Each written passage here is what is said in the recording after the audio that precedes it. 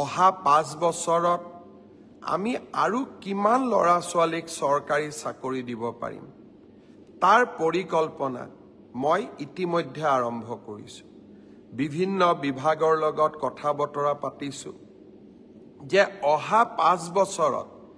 আমি 2 লাখতকৈও অধিক ল'ৰা ছোৱালীক চৰকাৰী চাকৰি দিব পাৰিম নে নোৱাৰিম অৰ্থাৎ মোৰ লক্ষ্য যে অসমৰ নিবনুৱা যুৱক যুৱতীয়ে কেতিয়াও আশাহত হ'ব নালাগে তেখেতসকলৰ আশাবোৰ পূৰ্ণ কৰাৰ বাবে আমি আমাৰ আকাংক্ষিত লক্ষ্য যি আমি সন্মুখত ৰাখিছিলো সেই পথেৰে আমি কাম কৰি গৈ থাকিম নৱেম্বৰ মাহৰ শেষৰ ফালে পুলিচৰ নিযুক্তিৰ বাবে আৰু কেইবা হাজাৰো পদ আমি মুকলি কৰি দিম আজি যিসকলে পুলিচত চাকৰি মই অনুৰোধ কৰিম নৱেম্বৰত আপোনালোকে আকৌ আবেদন কৰিব যাতে আপোনালোকৰ আশাবিলাক আমি বাস্তৱত ৰূপায়ণ কৰিব পাৰো প্ৰাথমিক শিক্ষাৰো 5000 পদৰ নিযুক্তিৰ প্ৰক্ৰিয়া সম্পূৰ্ণ হৈ যোৱাৰ লগে লগে বাকি থকা 4000 পদৰো নিযুক্তিৰ প্ৰক্ৰিয়া আমি আৰম্ভ কৰিম অৰ্থাৎ অসমৰ যুৱক যুৱতীৰ সপোনবিলাক পূৰণ কৰিবলৈ আমি আমাৰ প্ৰচেষ্টা অব্যাহত ৰাখিম ইয়াৰ মাজতে আজি ৰাতিপুৱা আমি এটা সুন্দৰ নতুন আঁচনি আৰম্ভ কৰিছো আঁচনিটোৰ নাম হ'ল CM ফ্লাইট মানে বিমান নহয় কিন্তু CM ফ্লাইট হ'ল এনে এখন আঁচনি যাৰ দ্বাৰা আমি অসমৰ ল'ৰা ছোৱালীয়ে যাতে জাপানলৈকে গৈ জাৰ্মানীলৈকে গৈ সাউথ কোৰিয়ালৈকে গৈ চাকৰি কৰিব পাৰে তাৰ বাবে আন এখন দুৱাৰ মুকলি কৰি দিয়া এডভান্টেজ অসম দ্বিতীয়ৰ সময়ত জাপানৰ লগত আমি এখন বুজাবুজি চুক্তি স্বাক্ষৰ কৰিছিলো উদ্দেশ্য আছিল অসমৰ 50,000 ল'ৰা ছোৱালীক আমি জাপানত নিযুক্তি দিয়া কৰ্ম সংস্থাপন দিয়া জাপানত এটা চাকৰি সাধাৰণ চাকৰি ড্ৰাইভাৰ হ'ব পাৰে নাৰ্ছিং কেয়াৰ হ'ব পাৰে অফিসত কাম কৰিবলৈ কম্পিউটাৰ অপাৰেটৰ হ'ব পাৰে বা সফটৱেৰত কাম কৰা আমাৰ ডেকা ল'ৰা ছোৱালী হ'ব পাৰে তেওঁলোকৰ মাহিলী দৰমহা হ'ল 2 লাখ টকা আৰু এই 2 লাখ টকা দৰমহা দিব পৰা 50,000 ল'ৰা ছোৱালী জাপান চৰকাৰে অসমৰ পৰা লৈ যাব বিচাৰে তাৰ বাবে আমি কি কৰিব লাগিব তাৰ বাবে আমি জাপানৰ ভাষাটো শিকিব লাগিব জাপানিজ ল্যাঙ্গুৱেজ আমি শিকিব লাগিব আজি ৰাতিপুৱা গুৱাহাটীত আমি জাপানিজ ল্যাঙ্গুৱেজ ট্ৰেইনিং চেণ্টাৰটো আৰম্ভ কৰিলো ইয়াৰ বাবে এই গোটেই ল্যাঙ্গুৱেজ ট্ৰেইনিং পাবৰ বাবে এজন লৰাই বা এগৰাকী ছোৱালীয়ে 1,80,000 টকা ফিজ দিব লাগে ইমান ফিজটো আমাৰ ল'ৰা ছোৱালীয়ে দিব নোৱাৰে তাৰ কাৰণে আমি সিদ্ধান্ত লৈছো যে 1,80,000 টকাৰ 1 লাখ টকা ৰাজ্য চৰকাৰে দিব জাপান চৰকাৰেও 50,000 টকা দিব তাৰ মানে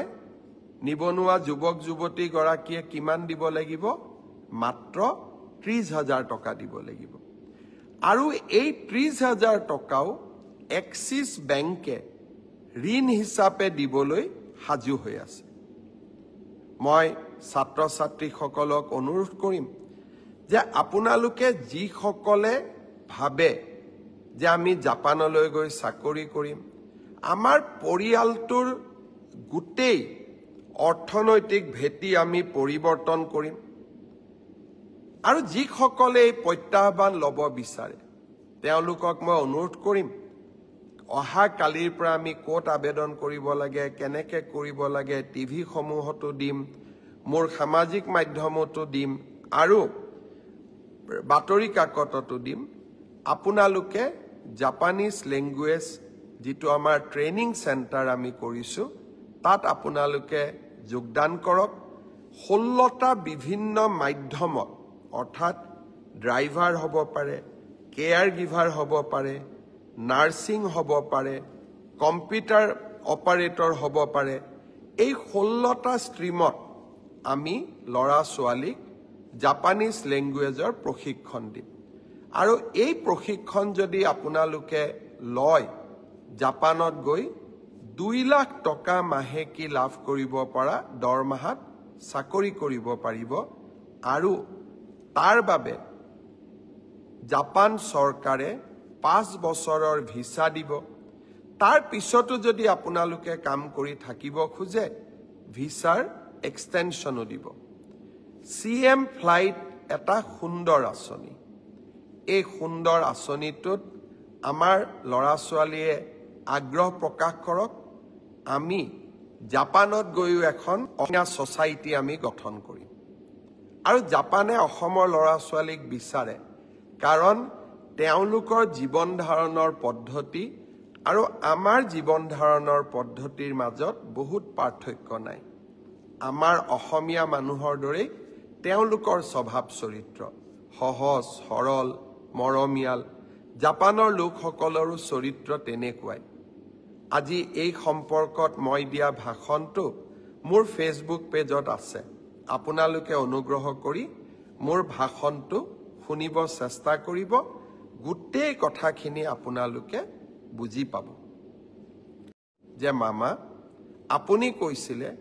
যে 2025 চনত BA BSc পাছ কৰা ছাত্ৰ ছাত্ৰীসকলক আমি প্ৰত্যেক মাহত 2500 টকাকৈ দিয়াৰ আঁচনি এখন ৰূপায়ণ কৰিম মুখ্যমন্ত্ৰী জীৱন প্ৰেৰণা আঁচনি এই আঁচনিখন কি হ'ল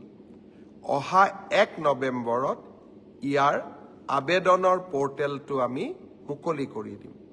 আপোনালোকে আবেদন কৰিব পাৰিব অৰ্থাৎ যিমান আমি প্ৰতিশ্ৰুতি দিওঁ প্ৰত্যেকটো প্ৰতিশ্ৰুতিক আমি ৰূপায়ণৰ বাবে প্ৰচেষ্টা কৰোঁ অৰুণোদয় হওক মহিলা উদ্যমিতাই হওক অসমৰ লাখ লাখ দৰিদ্ৰ পৰিয়ালৰ মুখলৈ আমি আজি হাঁহি বিৰিঙাইছোঁ 2 দিন আগতে মই কৈছিলোঁ যে 1 নৱেম্বৰৰ পৰা অসমৰ ৰাইজক আমি দালি চেনি আৰু নিমখ কম দামত দিয়া আৰম্ভ কৰিম লগতে মই আইমাতৃসকলক কৈছিলোঁ যে আমি আপোনালোকক গেছৰ সিলিণ্ডাৰ কিনিলেও 250 টকা ৰাজ সাহায্য দিম প্ৰায় 22 লাখ পৰিয়ালে অৰুণোদয় পৰিয়ালে ইতিমধ্যে এই আঁচনিখনৰ বাবে আবেদন কৰি